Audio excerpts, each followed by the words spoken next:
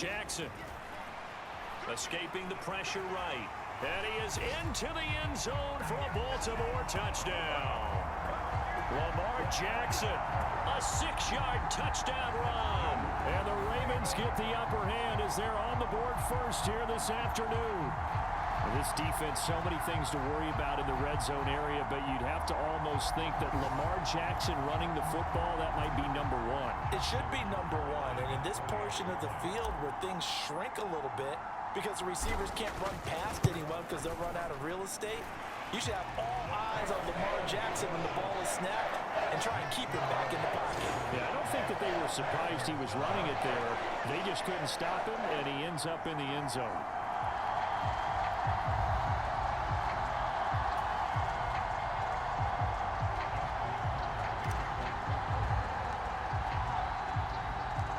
Tucker now to kick it away following the touchdown.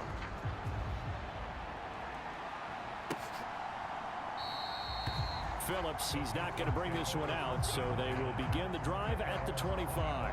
So now we get set to see Houston for their second drive of the ball game. They were forced to punt on their initial drive of the new season. Now they're ready to go as they begin again with a 1st and 10. A man coming off a great rookie year, it's Dameon Pierce. And he'll take this ahead for about 4. 2nd down coming up.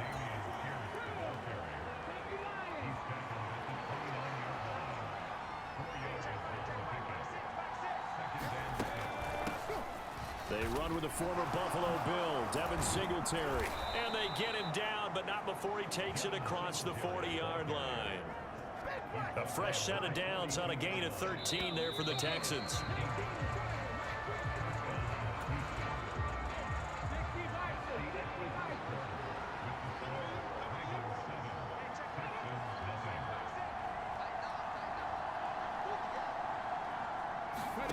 Now they'll throw it with Stroud here, 1st and 10.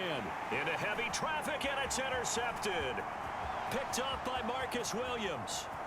And he will bring this back. It's a pick 6 and a Raven touchdown. Well, there's a reason they call him a ball-hawking safety. It looked like he read that, Charles, and he wasn't stopping there. After he got it, he took it all the way to the house to widen their lead. And what's interesting to me, Brandon, is that our spotter, Bruce Murray, right before that snap, pointed to his number on my play sheet. Got to see him a little bit as a ball hawk and a return man that time, didn't we? That's just the type of play to expect from him, and he delivers in a big way. Nice call, Bruce.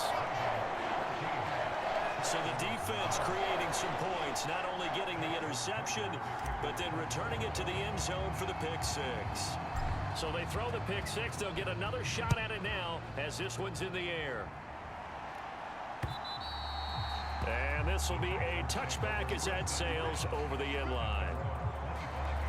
Houston set to take over. And they're in a bind early here, down 14-0. Are you worried at this stage or still too early? You're worried. You're just trying not to transmit it to the rest of your team. You want to make sure that they stay positive. But at the same time, you're wondering, how are we going to move the football? What do we have on this play sheet that can work? Get back to basics is usually your answer. And make sure you find the guy who can move the ball fastest for you if you just get it in his hands. Yeah, still second quarter. You get points on the board here. I think you're feeling okay. And they'll get to him right away as he's taken down right there at the 44. Back-to-back good plays have him on the move on 1st down. Give left side for Pierce to about the 48-yard line. Brandon, we just saw the benefits of being able to run the ball successfully. They pick up 4 yards on that carry. So now if you're a play caller, you can do just about anything you want. But on the defensive side of the ball, you scramble a little bit. Now you're behind trying to figure out, do I need to blitz him? Do I need to pressure him? How do I gain an advantage on this snap?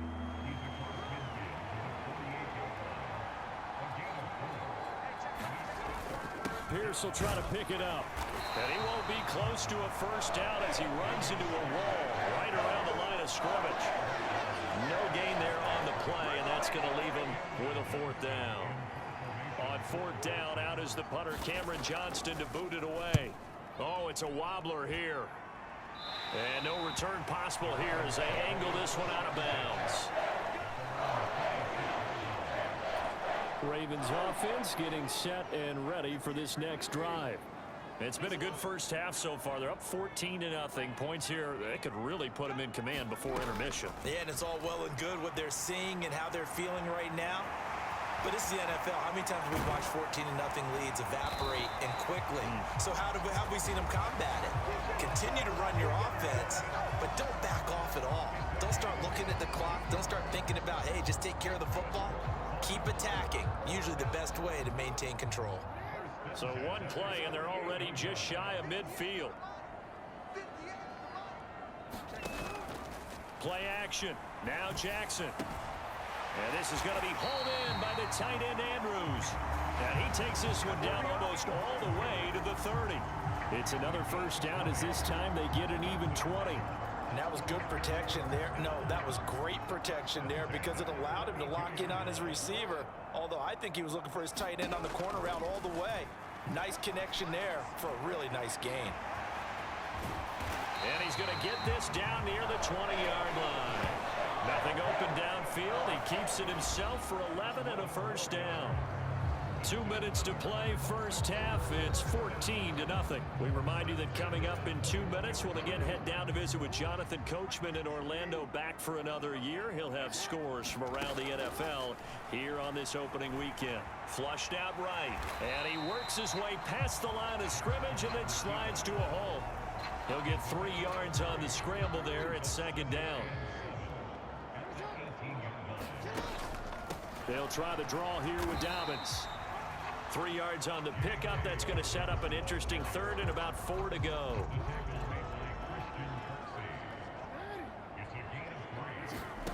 Jackson from the shotgun. Sliding out of the pocket. And he'll take it into the end zone for a Ravens touchdown. Lamar Jackson.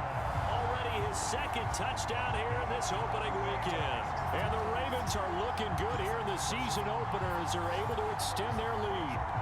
So the lanes continue to be there for Lamar Jackson to run that football. That his second touchdown run of the game. You know what I would like? I'd like for us to be able to go into a defense's room after playing Lamar Jackson and watch the tape and see how much of a lane was really there and how much he created just through his talents. In any event, Lamar Jackson finds the end zone, doesn't he? He always seems to, but that's a good point. We sometimes put blame on the defense. Maybe we just need to praise Lamar Jackson a little bit more. Phillips, he's not going to bring this one out, so they will begin the drive at the 25. And now out comes Houston. Charles, we'll see what they can do here. Not a ton of time left, but enough certainly to get points out of this drive, and they need them right now because they're trailing. Yeah, and this is exactly why you practice a 2-minute drill all through camp and at least one practice each week before a game. A minute left, more than enough time to string a few completions together, reach the end zone, and then make that walk back to the locker room just a little more animated. We'll get this out wide to Singletary. And from the 25, they work this to the 29, a gain of 4.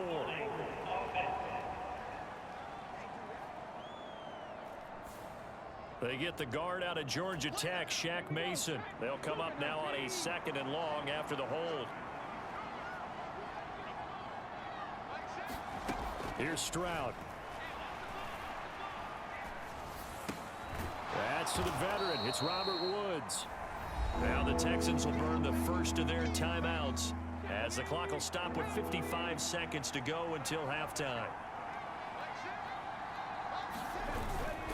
On 3rd down, here's Pierce.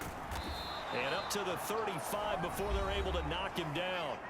Now the Texans will use one of their 2 remaining timeouts as they get the stoppage with a little over 50 seconds to go in the first half. Meanwhile, Stroud's throw complete into the hands of Schultz here. And he's going to get a solid gain of 9 before being brought down. 2nd and right at a yard. And he'll work it across midfield inside the 45. Back-to-back receptions for him, and it's another first down. The Texans going to signal for their 3rd and final timeout. And with halftime on the horizon, they'll be out of timeouts from here forward. On 1st down, here's Stroud. Open man is Noah Brown. Oh, he's is brought down. And remember here, no timeouts left. They got to get to the line quick. So it looks like we'll have to wait another week to get our first halftime report of the season as we move right along to the second half. We'll see if week one fatigue becomes any kind of a factor as we are back underway in the second half. And that'll carry over the back line of the end zone for a touchback. The Texans offense ready to go here for their next drive.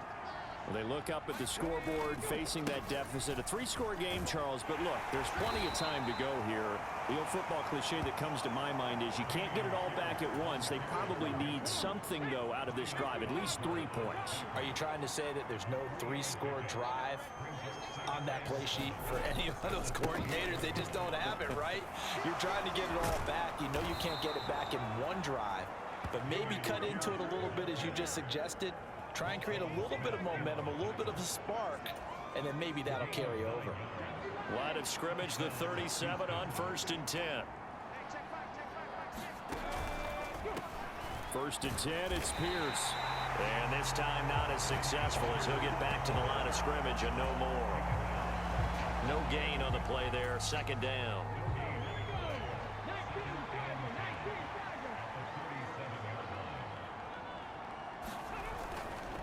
They'll go right back to Pierce. And this winds up a pickup of 2, maybe 2.5 to about the 39. Well done to sniff that out defensively. He had it diagnosed pretty quickly. I love that description because diagnosed is perfect on that one. Read his keys, made the play, and he couldn't even get going moving the football. He's going deep for Brown. This is caught inside the 15. Touchdown, Houston. Noah Brown, 61 yards. And the Texans get a bit closer. Kaimi Fairbairn on for the extra point.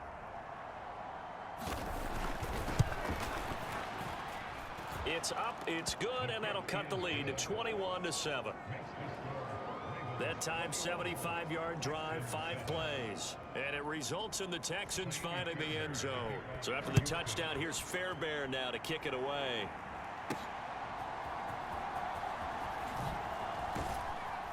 And he won't quite make it to the 25.